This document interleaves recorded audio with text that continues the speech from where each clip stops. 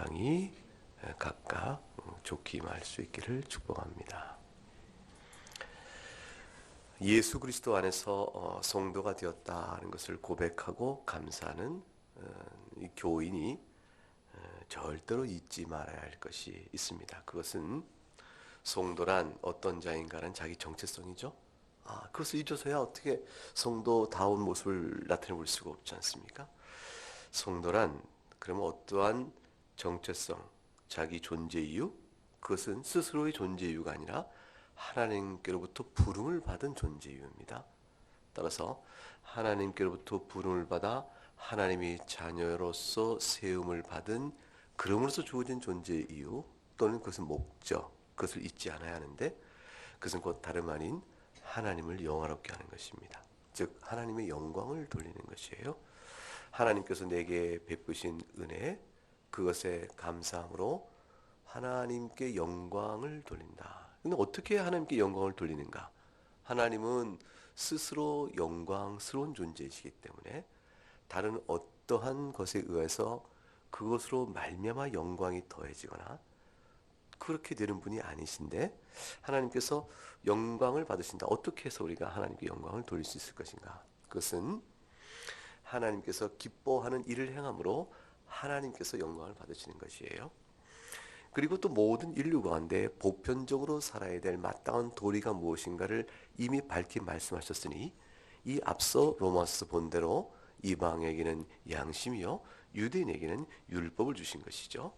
그 율법과 양심이 옳고 그름고 선한 것과 악한 것을 분별하는 부인할 수 없는 기준을 각각 두었음에 마지막 날에 하나님께서 심판하실 때 그것을 들어 넉넉히 악인과 의인을 구별해낼 수 있는 그런 심판이 되어집니다. 따라서 그날이 오기 이전이라도 이 땅에 사는 동안 많은 사람들은 아는 겁니다. 이방인 같으면 양심이요 유대인 같으면 율법이요 그것에 따라 합당한 대로 사는 것이 얼마나 하나님을 기쁘게 하는 것이요 또 인정받을 만한 것인가를 알게 되어집니다. 그런 일을 함에 있어서 특별히 누구도 양심에 따라 의로운 자가 없고 하나님의 율법에 따라 의로운 자가 없으되 하나님의 백성이라고 자처하는 자들이 하나님의 가르침과 교훈에 따라 살고자 하여 그들의 삶 속에 그와 같은 거룩한 모양 또는 신앙적 결실이 드러나게 되어지면 그것을 위해서 하나님이 몹시 기뻐하시고 그것을 인하여 세상들도 선한 것이 저기에 있다. 이것을 알게 되어지며 그 일을 이루신 하나님을 찬송하게 되어집니다.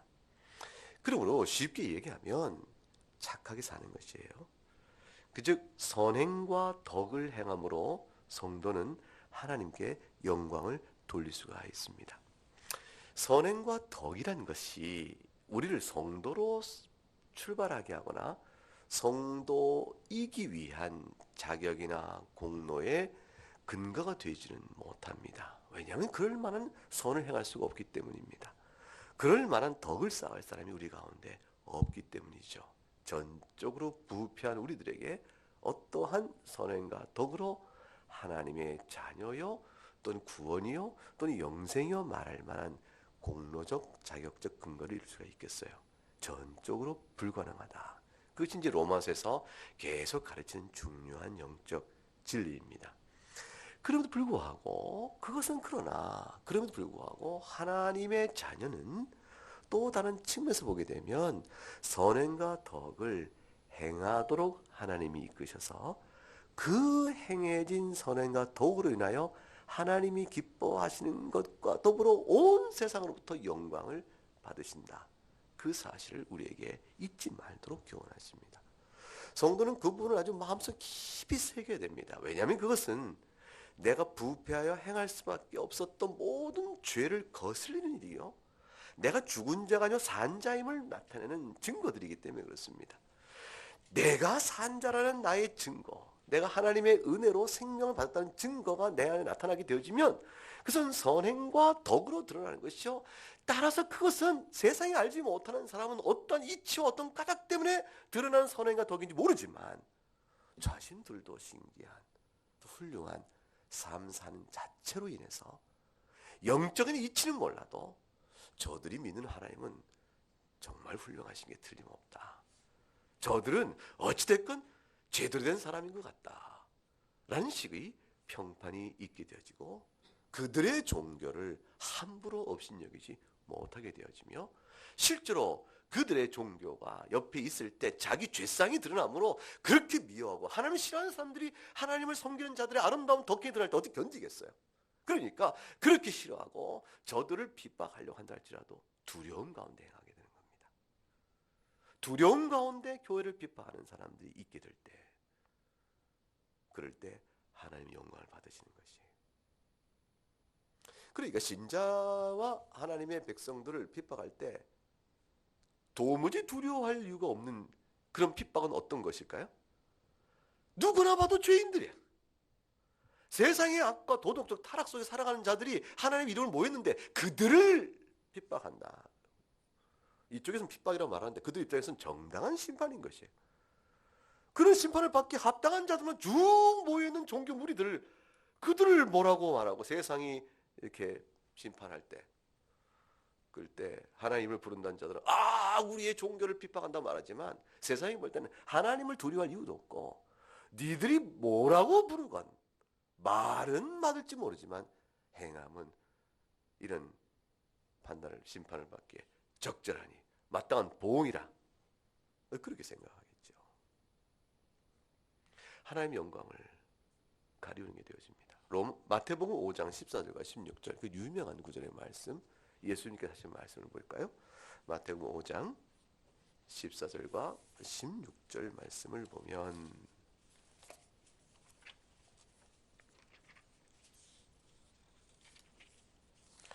한번 14절부터 16절까지 한번 세 절 같이 읽어보겠습니다. 너희는 세상의 빛이라. 산 위에 있는 동네가 숨겨지지 못할 것이요 사람이 등불을 켜서 말 아래 두지 아니하고 등경 위에 두나니 이러므로 집안 모든 사람에게 빛이 있느니라. 이같이 너희 빛이 사람 앞에 비치게 하여 그들로 너희 착한 행실을 보고 하늘에 계신 너희 아버지께 영광을 돌리게 하라. 성도는 모름지기 자신이 하나님의 백성이요 자녀는 사실을 잘 기억해야 되고 자녀로서 특성을 잘 드러내야 되는데 오늘 본문에 보니까 그 특성을 빛이라 그랬습니다. 세상의 빛이라. 물론 그 앞에 가게 되면 세상의 소금이라 그랬습니다. 빛과 소금이 제대로 주어진 바의 기능과 성질을 드러내지 아니하면 아무 쓸모가 없다 했고, 특별히 빛이라고 말할 때 빛 때문에 성질의 중요한 것은 16절 나온 대로 그 빛을 뭐라고 말씀합니까? 사람 앞에 비추게끔 되는 것이요, 즉 모르지 않을다, 뭘 감출 수가 없는 것입니다. 그리고 그들로 너희 착한 행실을 보고, 착한 행실이라고 그랬어요. 하나님의 율법에 합당한 행실이죠. 신앙적으로 보게 되면 하나님 앞에 죄인 되은 자이므로 내게는 의의가 없고 오직 하나님의 용서 가운데 사는 자로 돼 하나님의 계명을 내가 알 수 있도록 가르치시고 가르치신 대로 행할 수 있도록 무능한 나에게 능력을 베푸시는 성령의 도우심을 내가 의지하여 삽니다. 이렇게 나오는 계명 앞에 신실한 믿음의 반응, 그것이 착한 행실이겠죠. 이 착한 행실이 세상 사람이 볼 때는 그냥 도덕성이에요. 우리가 설명하는 많은 신학적 설명들은 다 우리 안에 이루어지는 죄의 영적 실상과 하나님의 은혜 주심의 부으심, 그들 설명하는 모든 과정들이요 우리에게 우리의 악한 심령을 부드럽게 하시고 이끄셔가는 하나님의 교훈의 뜻이지만 세상이 볼 때는 그 안에서 어떻게 나온지를 몰라요. 그러나 한 가지 아는 겁니다. 빛이 있다, 착하다, 그렇게 보이는 겁니다. 자기스의 양심과 윤리에 비춰볼 때 합당하게 사는구나, 그거 하나가 드러나는 것입니다. 그러니까 외적으로 비교가 되어질 때 하나님의 은혜요, 그리스도의 은혜를 알지 못하는 자가 도덕적 삶에 충실한 사람이 있고 은혜를 말하고 있으나 도덕적으로 실패한 사람이 있고, 그런 두 사람을 놓고 보게 되어지면 세상은 딱 누구 편을 들게 되겠어요? 도덕적으로 서는 사람이 옳다하게 되어 있습니다. 그것이 하나님 앞에서 자신의 죄인 된 것과 그것이 결국 자기를 의롭게 하지 못한다는 그 부패성을 알지 못함으로 그리스도의 속죄 은혜를 모르니 답답한 따름이지만 그는 우리 안에서의 성경의 계시 안에서 주어지는 이치일 뿐 밖에 나가서는 저들의 신앙이 저들의 종교성이 더 탁월하 우월하다라고 평가를 받게 되게 되어 있죠. 근데 하나님께서는 그것이 매우 중요하다고 여기시는 거예요. 그것이 매우 중요하다. 하나님의 이름을 부르는 예수의 제자들이 타종교의 신앙인보다 도덕적으로 타락하거나 부패하거나 죄 중에 거하는 것을 하나님이 절대로 기뻐하지 않는다 그 말씀이세요. 내가 그 꼴을 보자고 그리스도를 사랑하는 독생자를 보내어 너희를 구원한 줄 아느냐. 주님께서 그렇게 말씀하실 만한 일인 것이죠. 만일 도덕적 열매요 결과가 드러나지 아니하면 세상의 빛을 비추어 착한 행실로 하나님께 영광을 돌리는 일이 없으면 신앙은 껍데기다. 이렇게 실체가 없다. 이렇게 평가를 받게 되어 있습니다. 허랑하고 실속이 없는 것이죠. 실제로 복음의 능력이 나타난 초대교회의 모습에 대해서 사도행전 2장 44절 47절에 가게 되면 이런 설명이 나옵니다.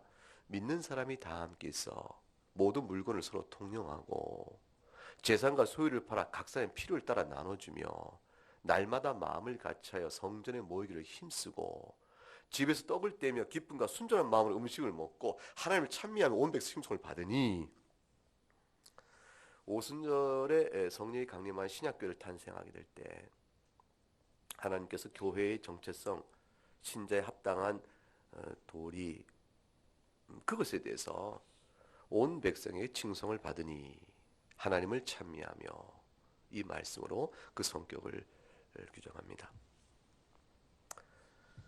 착한 사람만 모였다는 것이 아니죠. 변화된 사람도 있다는 것이에요. 그러니까 교회는 된 사람들이 모인 것이 아니고 죄인들이 모여서 변화되어가는 것이죠. 착한 사람이 모였다 하여서 착한 일을 기대한다는 것이 아니고 변화를 기대한다는 뜻이에요. 변화를 기대한다. 그 변화의 기도 속에서 변화 사도행전 2장의 이 본문의 말씀은 교회가 충만한 성령의 은혜 앞에 붙들려 있을 때 그때 그 변화의 하나의 절정의 모습과 같은 것이 소유조차도 필요를 따라 나눠줄 만큼 탐심에 의해서 영향받지 않는 공동체가 되어졌고 날마다 마음을 같이 하니 마음을 나눌 만한 어떤 이유가 얼마나 많아 인간 사회는. 그런 것들이 다 극복되어지는 은혜로 되어졌고 그리고 성전에 모이기를 힘썼다 돼 있으니 하나님 앞에 나오기를 힘쓴 것이죠. 하나님 앞에 나오기를 게을리하지 않고 힘쓰고 나오냐 즐거움으로 알고 떡을 떼며 기쁨과 순전한 마음으로 함께 음식을 나눴다. 그리고 함께 주의 교훈을 듣고 배우기에 기뻐하며 기도했다. 이렇게 되어 있습니다. 이건 뭐 굉장한 변화가 일어난 것이죠. 그런데 이러한 모습의 놀라운 은혜 역사가 사실상 어떠한 힘을 가졌냐면 예수 그리스도의 복음을 유대인을 향해 증거할 때 중요한 신앙적 실체화 한 이유가 되었어요. 보라! 그리스도의 복음에 붙들린 자들의 삶의 내용이 어떠하며 이들이 하나님의 계명 앞에 진실하지 않은가. 이거 굉장히 중요한 복음 전도의 실체적 하나의 증거가 되었죠. 만일 사도행전 전체에 나타나는 교회의 모습마다 부패하며 타락해버렸다면 물론 고린도 교회의 모습 속에 상상에 어려운 죄들이 있는 것 나타났고 갈라디아 교회 안에 이설을 많은 사람도 있었고 디모데에게 당번 모든 목회 서신들은 전부 얼마나 교회가 연약한가를 드러내죠. 얼마나 교회가 연약하고 얼마나 하나님의 보호가 없으면 얼마나 타락해 올 수 있는가를 잘 보여주지만 그럼에도 불구하고 세상 가운데 구별될 만한 교회적 표지가 그 가운데 선명했고 열매도 있었기 때문에 이 세상 속에서 예수 그리스도의 복음을 전하지만 어쩔 수 순교로 결국 교회가 그 신자가 죽음을 구할지언정 세상 법정에 타락한 범죄자로 끌려가면서 교회가 핍박받는 일들이 노골적으로 드러난 일이 없었다 그 말이죠. 굉장히 중요한 이치예요. 그래서 교회를 한번 손보면 온갖 수치가 드러날 정도가 된다. 이런 일이 없었다 그것입니다. 둘쳐서 먼지 털어서 먼지 않는 사람이 어디 있겠나 하지만 쉽지 않다. 교회에서 행하는 일들이 쉽지 않다. 그렇게 되는 것이죠. 그거는 1세기부터 한 4세기에 이르는 과정 속에서 특히 신앙생활이 어려웠던 때에 공통적으로 드러났던 교회적 성격입니다. 얻을 것이 없는 교회를 나오는 사람들은 죽음을 불사한 거죠. 예수 믿으면 죽어요. 그런데 예수 믿어요. 그 사람이 세상의 탐욕 때문에 교회 나올 리가 없고 교인 생활 속에서 자신의 욕망과 죄를 그저 편안히 행하면서 영적인 나태 속에 있으면서도 괜찮다 하면서 신앙생활 할 사람이 아무도 없죠. 그러니까 교회사를 보면 참 그런 겁니다. 평안할 때는 교회가 부패합니다. 신앙생활이 어려울 때는 진정한 신자들만 남게 되는 것이죠. 예수님께서 하신 말씀이 그대로 맞죠. 환난과 핍박 있자 어떻습니까? 이내 곧 신앙의 열매를 맺지 못할 자들은 흙이 얕은 밭에 떨어진 것처럼 열매를 맺지 못하고 무너집니다. 재래의 염려 그런 것들이 다가오는 것을 돈 때문에 사는 사람 같으면 신앙생활을 못하는 것이죠. 나 개인의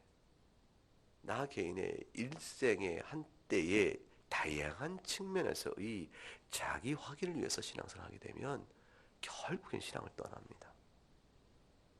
하나님 영광과 자기 확인, 자기 영광은 상극인 것이거든요. 그러므로 어려운 시대는 참 성도의 보석 같은 빛이 드러나고 그리고 평안의 시대 때는 믿는 것인가 믿지 않는 자인가 애매한 사람들이 교회에 많게 되는 법입니다. 이거는 어느 종교나 다 그래요. 기독교 교회사뿐 아니라 불교건, 힌두교건, 이슬람교건 어느 종교든 어느 한 사회의 주류 종교가 되어지면 그건 부패합니다. 유대 사회가 별 수 있었겠어요? 구약교회 전체 속에서 이스라엘 전체가 별 수 있었겠어요? 이스라엘 민족 전체가 주 앞에서 돌이켜 민족적 회심을 하며 민족 단위의 그 크다란 영적 부흥이 일어나 그들 개개인 하나가 다 주 앞에 선이 선 때가 도대체 성경 속에 얼마나 있었어요? 언제 있었다고요? 모세가 광야를 이끌던 그때에도 아니었고 다윗 때도 아니었고 솔로몬 때는 더더구나 아니었으며 그 후에는 찾을 길이 없는 겁니다.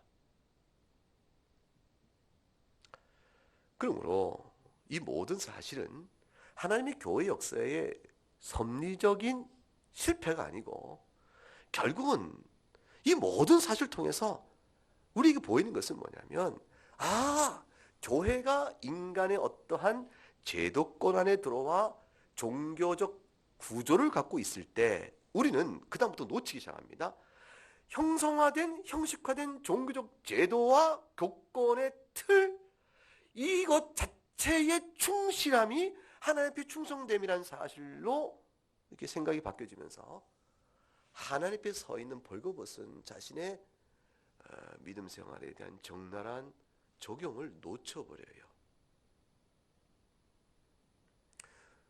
그러니까 조직 체계의 또는 기존의 교회 제도에 또는 교회가 말하고 있는 틀 사이에 충실한 일 자체의 근본적 동기와 그 안에 서 있는 영적 상태에 대한 자기 감찰을 놓쳐버리게 되어지면 훌륭한 신자인데 종교적으로는 하나님 보실 때는 아니라는 자들이 많아지게 되는 것이죠.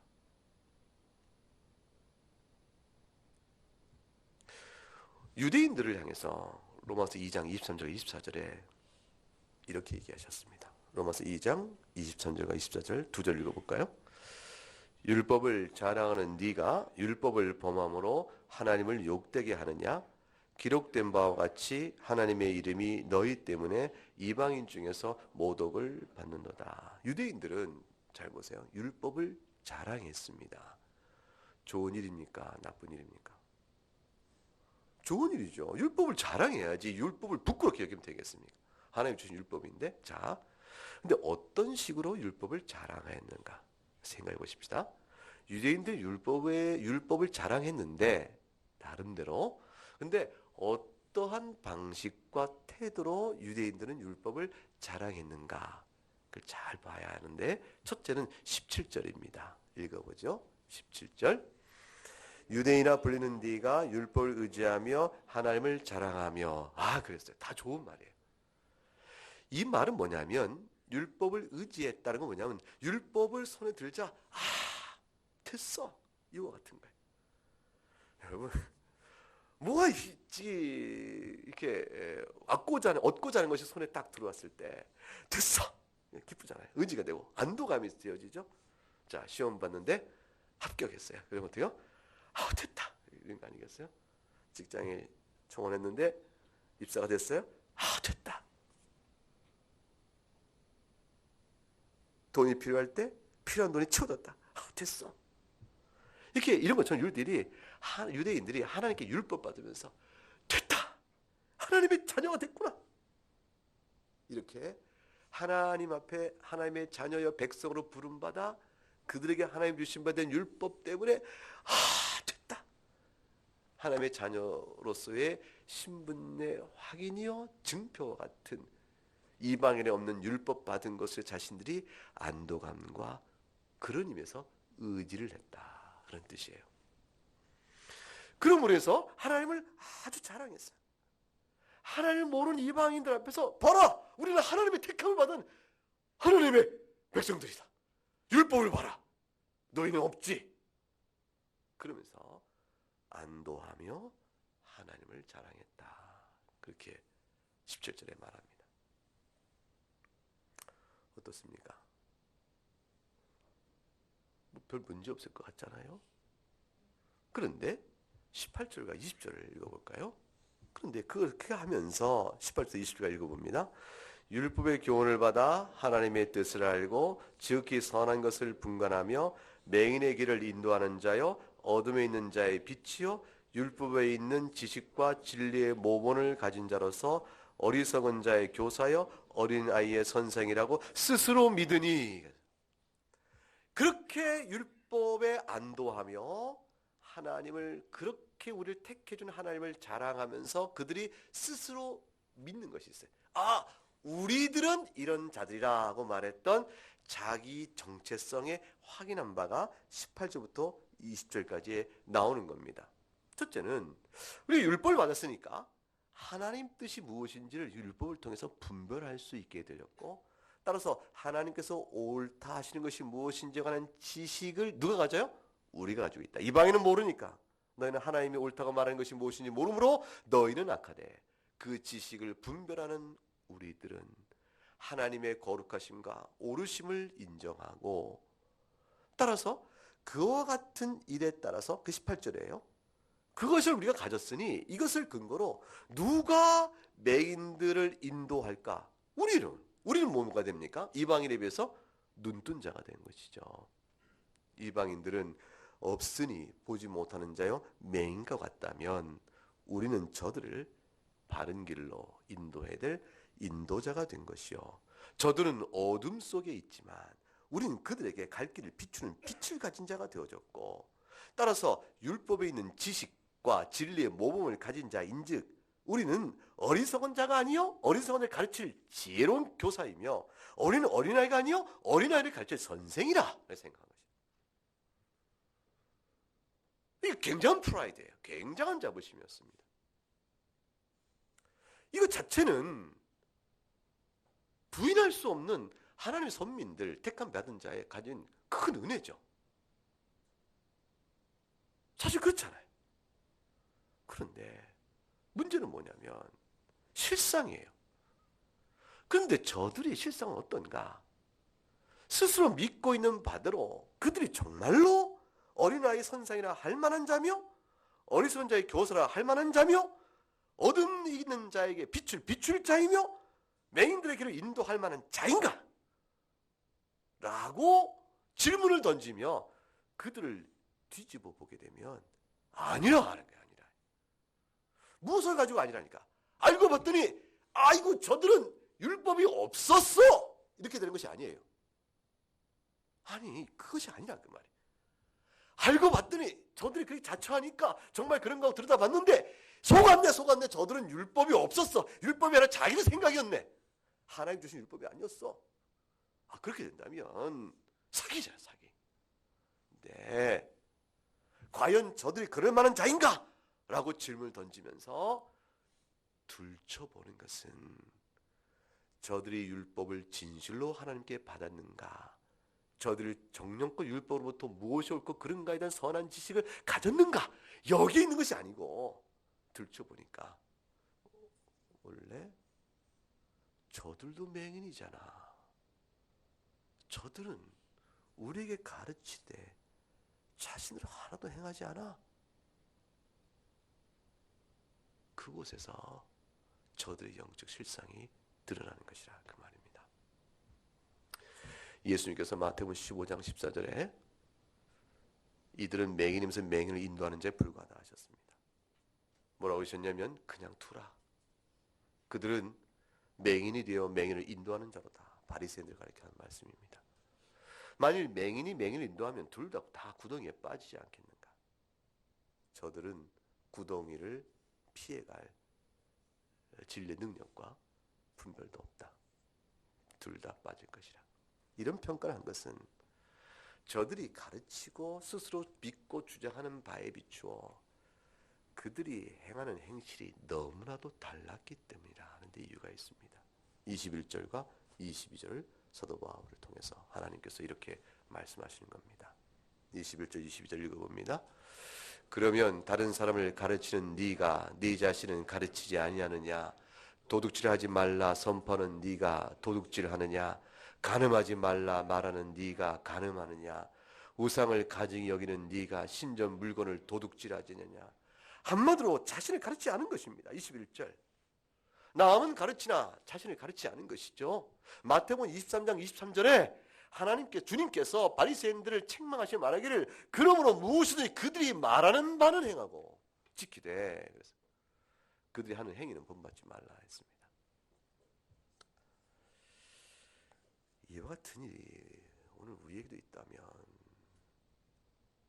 끔찍한 일이죠. 예수 믿는 사람들은 너무너무 공통된 특징이 있다고 그러죠. 말 잘한다.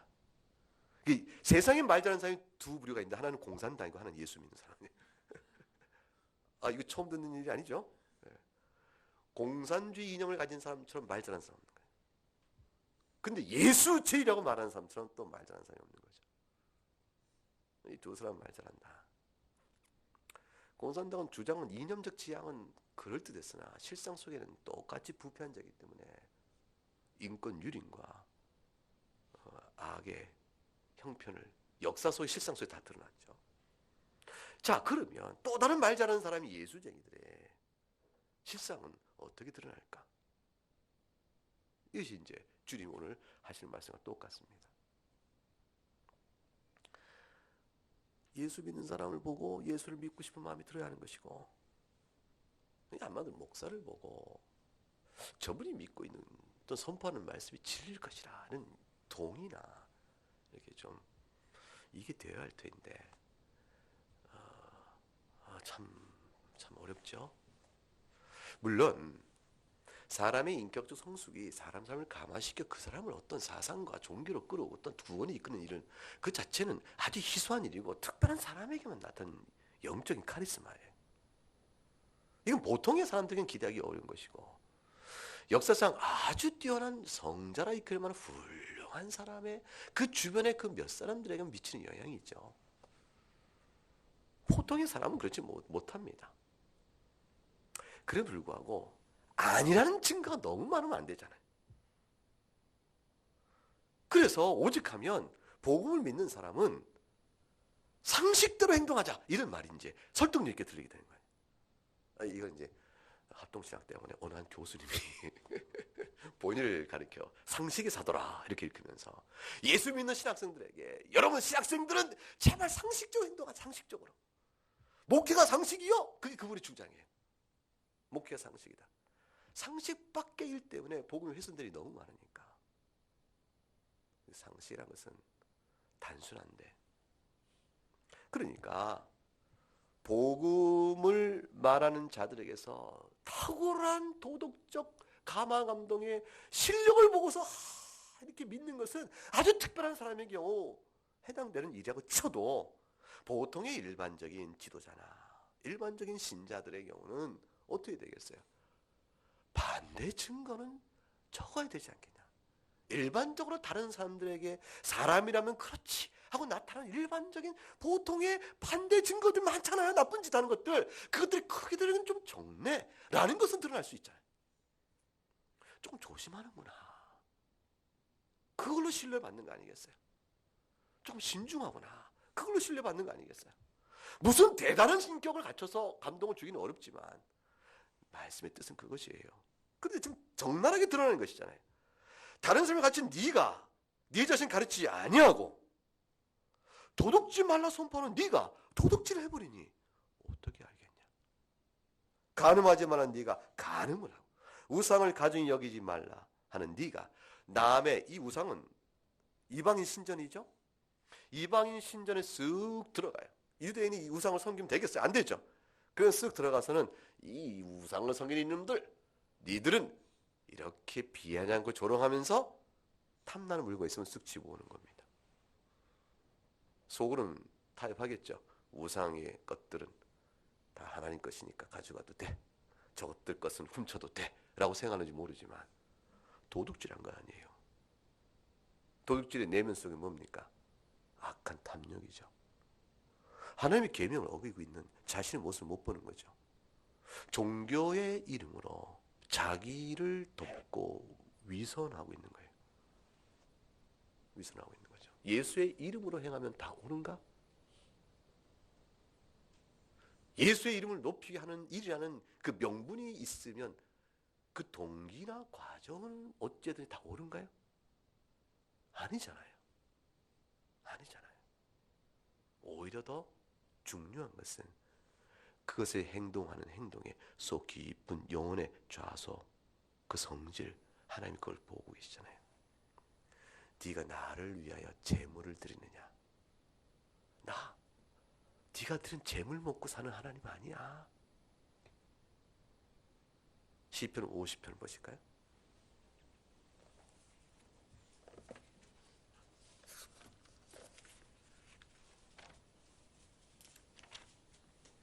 시편 50편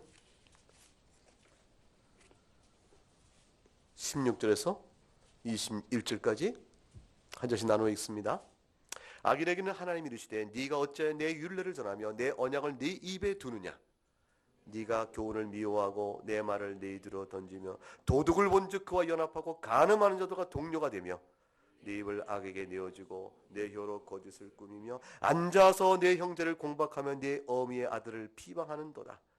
네가 이 일을 행하여도 내가 잠잠하였더니 네가 나를 너와 같은 줄로 생각하였도다.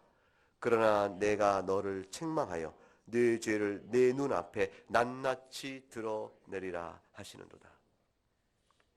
나는 네가 주는 재물로 인해서 배부르고 그걸로 굶주리고 그런 하나님이 아니다. 12절 보세요. 50장 12절. 내가 가령 주려도 하나님이 그렇게 비유로 얘기하세요. 너에게 나 주렸다 이렇게 말하지 아니하겠다. 이 세계와 거기 충만한 것은 내 것인데 네가 나에게 갖다 준 재물의 숙소에 재물 고기 그거 먹고 네가 내게 갖다 준 염소 피 마시면서 내가 사는 줄 아느냐.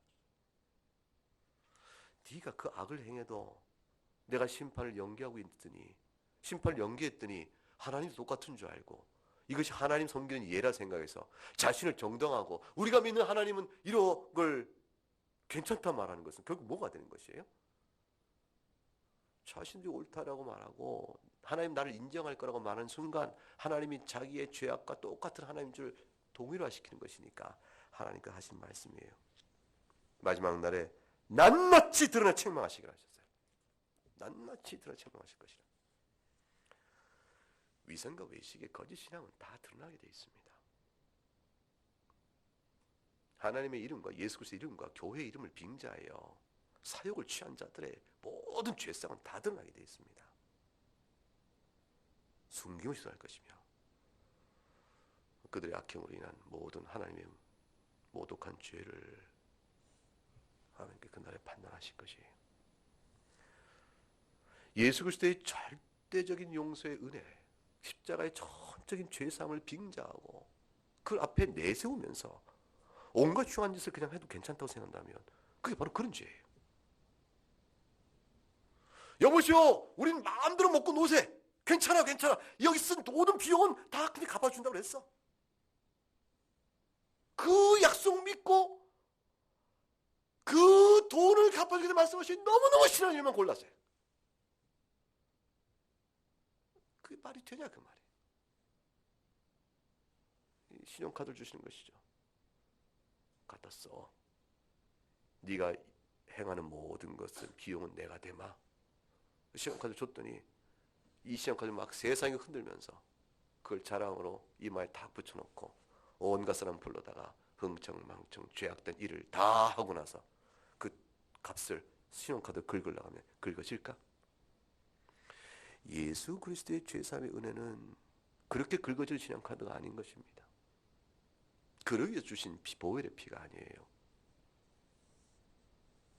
23절 그것을 가리켜서 읽어봅니다.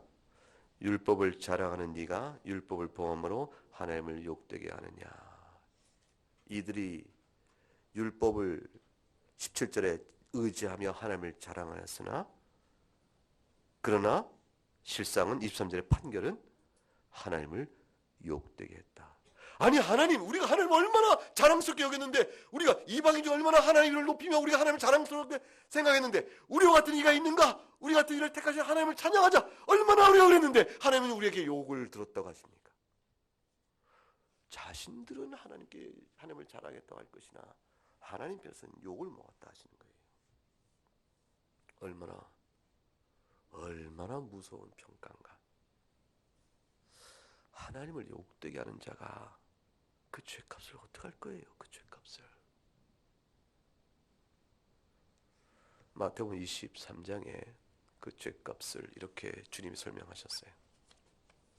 마태복음 23장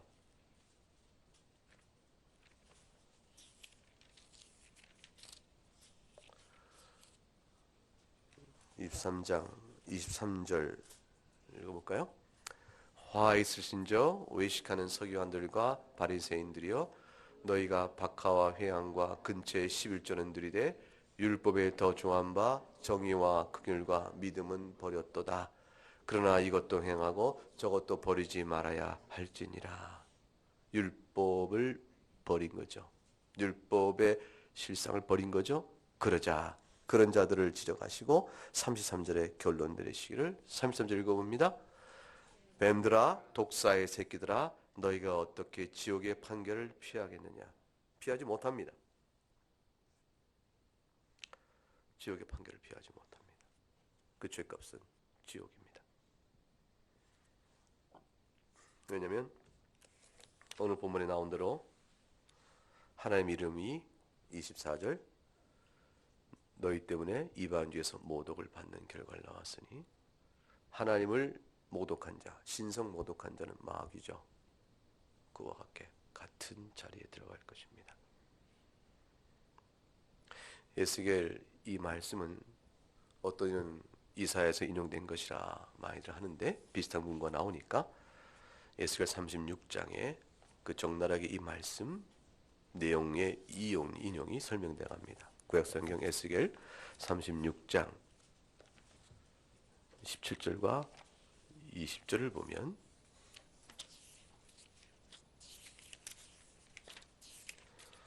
17절부터 20절까지 한 절씩 나누어서 읽습니다. 인자야 이스라엘 족속이 그들의 고국 땅에 거주할 때 그들의 행위로 그 땅을 더럽혔나니 나 보기에 그 행위가 월경 중인 여인의 부정함과 같았느니라. 그들이 땅에 피를 쏟았으며 그 우상들로 말미암아 자신을 더럽혔으므로 내가 분노를 그들 위에 쏟아 그들을 그 행위대로 심판하여 각국에 흩으며 여러 나라에 해쳤더니 그들이 이른바 그 여러 나라에서 내 거룩한 이름이 그들로 말미암아 더러워졌나니 곧 사람들이 그들을 가리켜 이르기를 이들은 여호와의 백성이라도 여호와의 땅에서 떠난 자라 하였음이라. 부정했다. 그렇게 말씀하시죠. 이미 이방 땅에 흩어져 버린, 심판받아 흩어져 버린 그들의 백성을 바라보며 에스겔서에서 그들이 왜 그렇게 되었는가를 설명하신 대목입니다. 칼빈은 이 구절을 이렇게 해석합니다. 아주 쉽게 해석합니다. 아주 쉽게. 복잡한 해석이 필요 없다 그랬어요. 간단하다. 유대인들은 하나님의 백성으로 여겨졌다. 그리고 자신들 스스로 자신들의 이마에 하나님 이름을 새기고 다녔다. 이스라엘 백성에 쏟아지는 온갖 욕들은 따라서 그대로 하나님의 이름 위에 쏟아지게 되었다.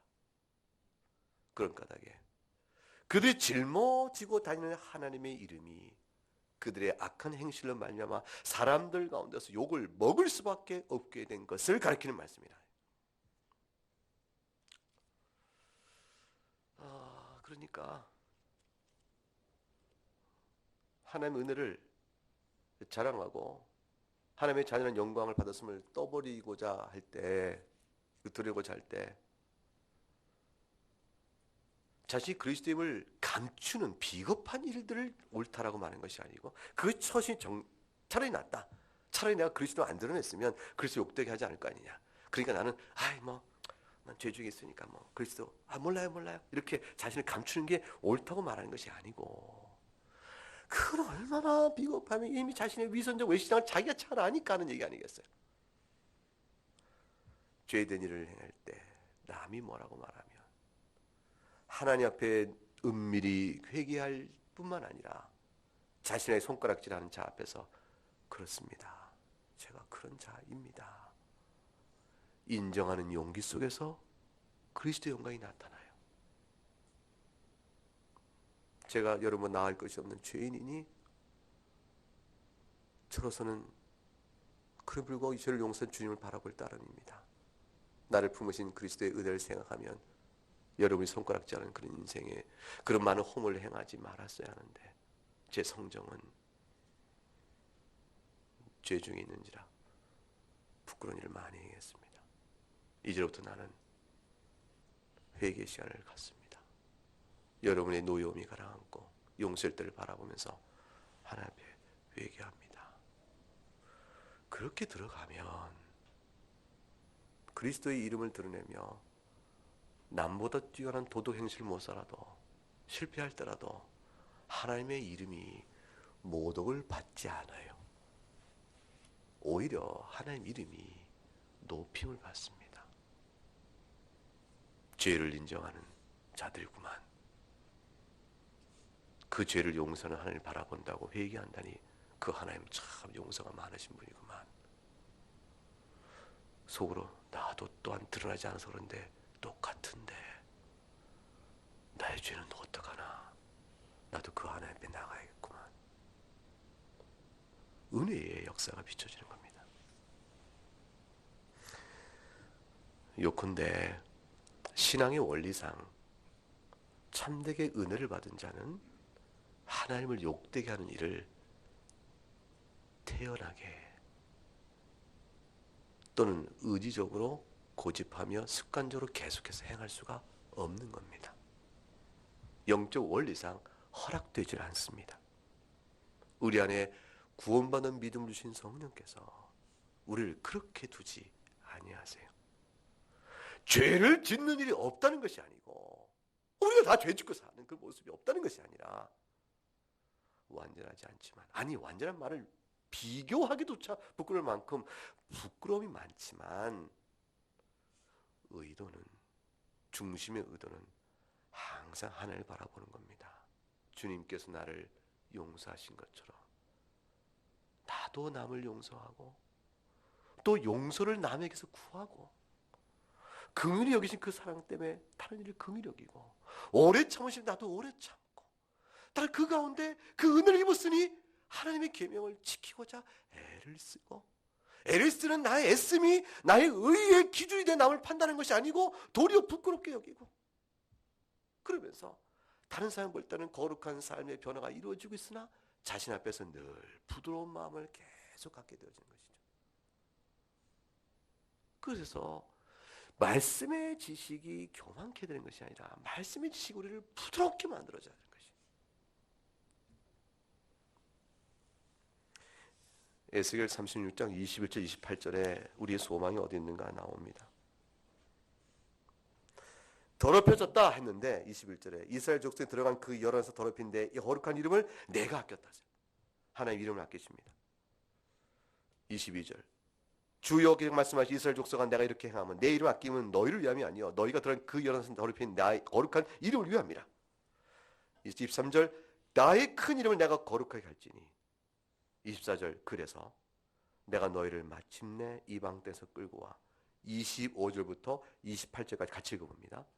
맑은 물을 너희에게 뿌려서 너희로 정결하게 하되 그 너희 모든 더러운 곳에서와 모든 우상 숭배에서 너희를 정결하게 할 것이며 또 새 영을 너희 속에 두고 새 마음을 너희에게 주되 너희 육신에서 굳은 마음을 제거하고 부드러운 마음을 줄 것이며 또 내 영을 너희 속에 두어 너희로 내 율례를 행하게 하리니 너희가 내 글을 지켜 행할 것이라.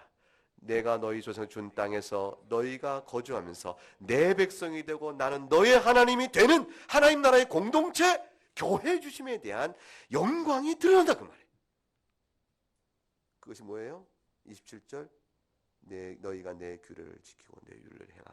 이것을 가리켜서 착한 행실, 그것을 증거로 삼는 것이요, 증거로 삼는 것이죠.